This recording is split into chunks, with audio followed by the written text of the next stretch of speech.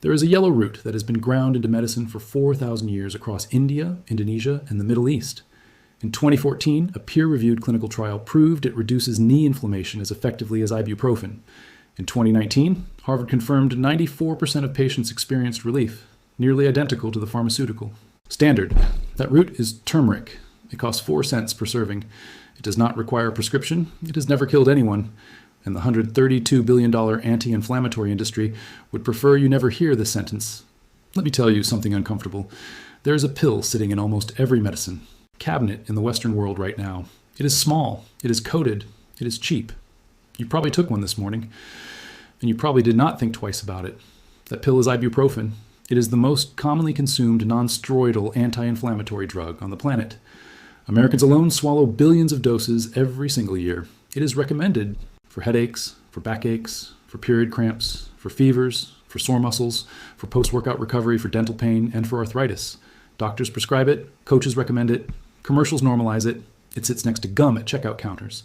And because it is sold without a prescription, we treat it like candy. But ibuprofen is not candy, and the numbers behind it are horrifying. According to a study published in Science Daily and supported by data from the American Gastroenterological Association, the long-term use of NSAIDs, the drug class that includes ibuprofen, naproxen, and aspirin, causes nearly 103,000 hospitalizations every single year in the United States alone.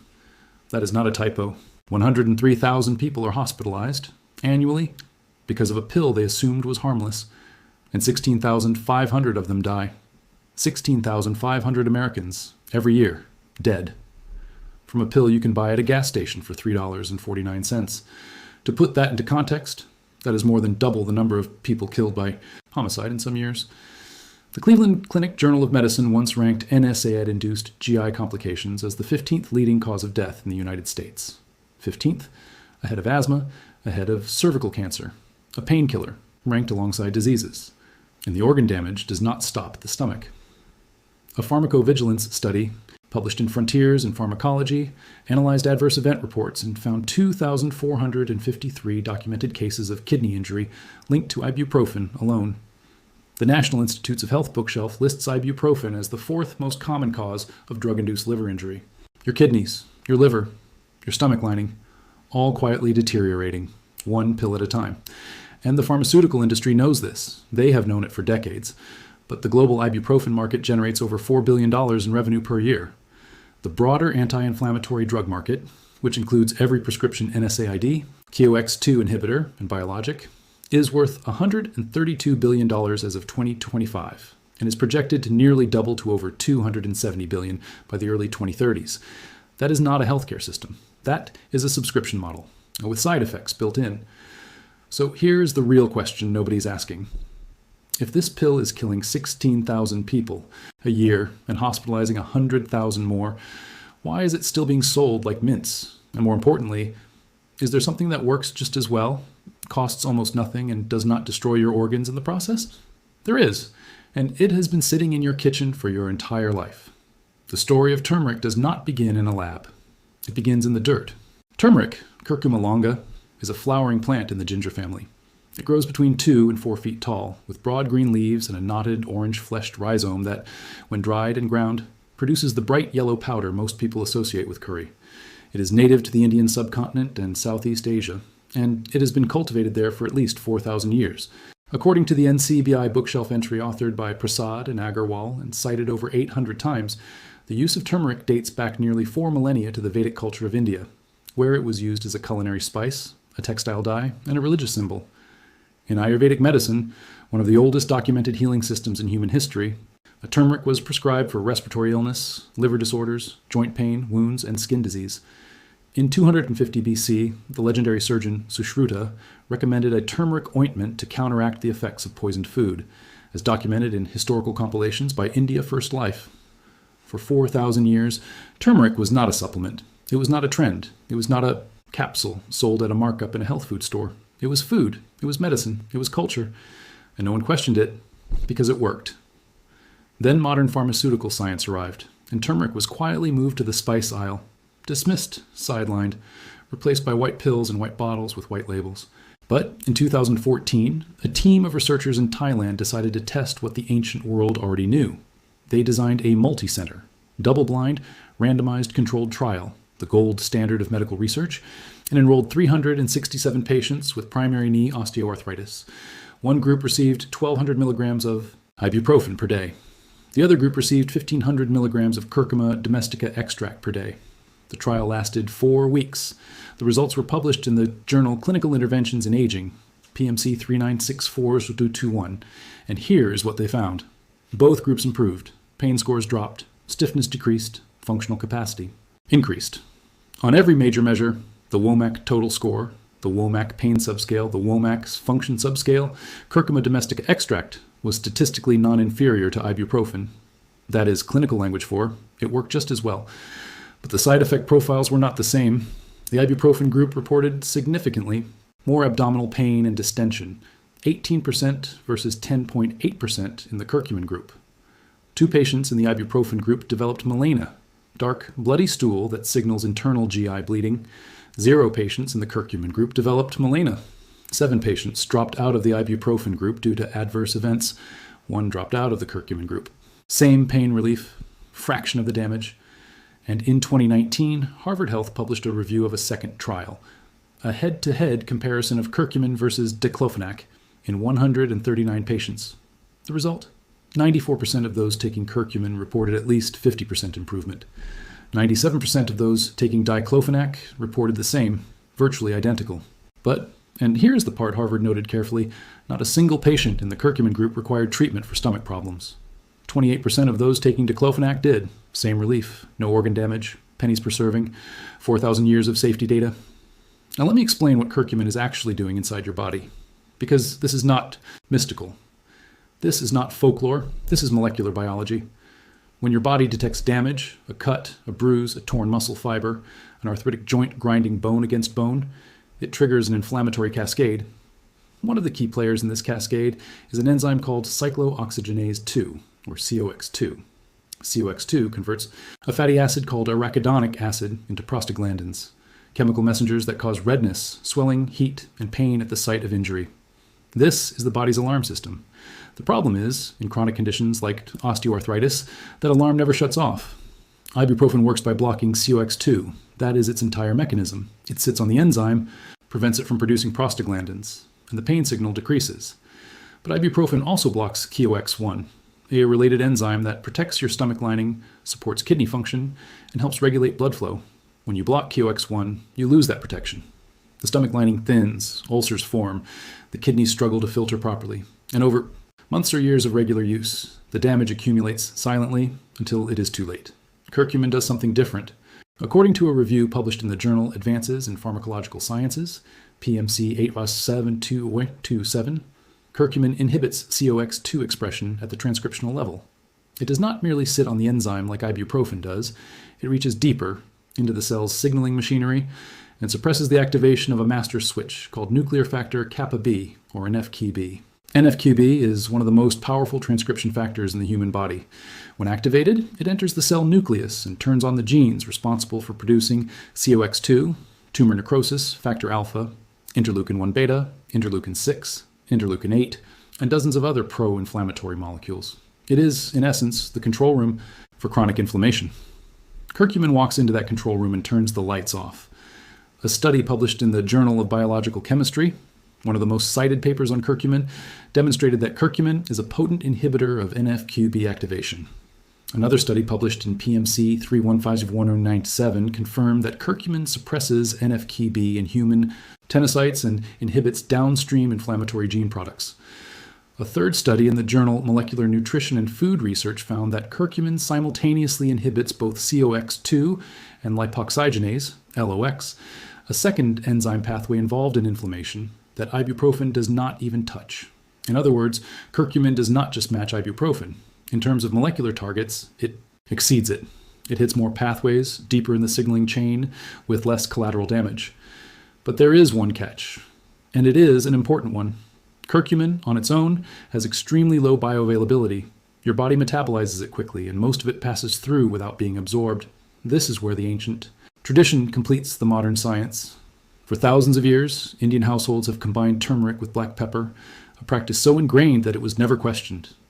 In 1998, a study published in Planta Medica found the reason. Piperine, the active compound in black pepper, increases curcumin bioavailability by up to 2,000% in human subjects. It does this by inhibiting glucuronidation, a liver process that normally deactivates curcumin before it can reach the bloodstream. 1 pinch of black pepper, 2,000% more absorption. The grandmothers knew. Science just caught up. Now here is where the story gets uncomfortable. Not for you, but for the people who profit from your pain. The global anti-inflammatory drug market was valued at approximately $132.6 billion in 2025, according to data published in Yahoo Finance and compiled by major market research firms. It is projected to surpass $270 billion by the early 2030s. That growth is not driven by innovation.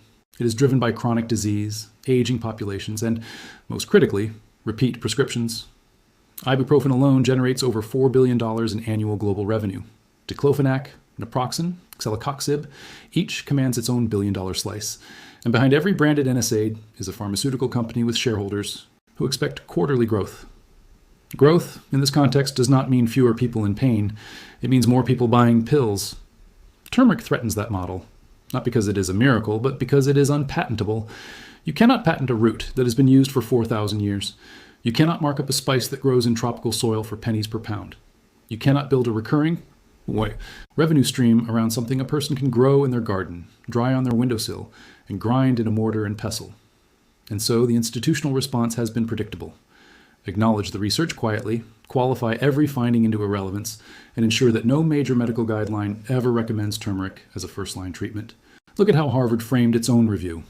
After reporting that 94% of curcumin users experienced relief, nearly matching the drug, the article immediately cautioned that the study was small, lasted only a month, and used an uncoated formulation of diclofenac. These are legitimate methodological notes, but they are the same type of notes that could be, and should be, applied to half the ibuprofen studies that have been used to justify 50 years of over-the-counter sales. The double standard is the point. When a pharmaceutical company submits a trial of 367 patients, it is considered robust evidence. When a turmeric study uses the exact same sample size, the exact same design, double-blind, randomized, controlled, the response is, we need more data. The bar is always higher for the thing that cannot be sold at a profit. Meanwhile, in 2026, the International Herb Association named turmeric the Herb of the Year, a recognition based on its historical, culinary, and medicinal significance. The global turmeric market itself is valued at nearly $5 billion, but the vast majority of that is food-grade spice, not pharmaceutical markup. The curcumin extract. Market is under $100 million globally. Compare that to $132 billion in anti-inflammatory drugs. The imbalance is not accidental. It is architectural. No one is suppressing turmeric in a dark room. No one needs to. The system is designed so that natural compounds without patent potential simply never reach the front of the shelf. They sit at the back, behind the pills, behind the advertising, behind the copays, waiting for someone to turn around and notice them. So now you know the science, the history, and the economics. Let me give you what actually matters. How to use this in your own kitchen, starting today. There are two paths, whole turmeric and curcumin extract. Both work. The difference is concentration and convenience.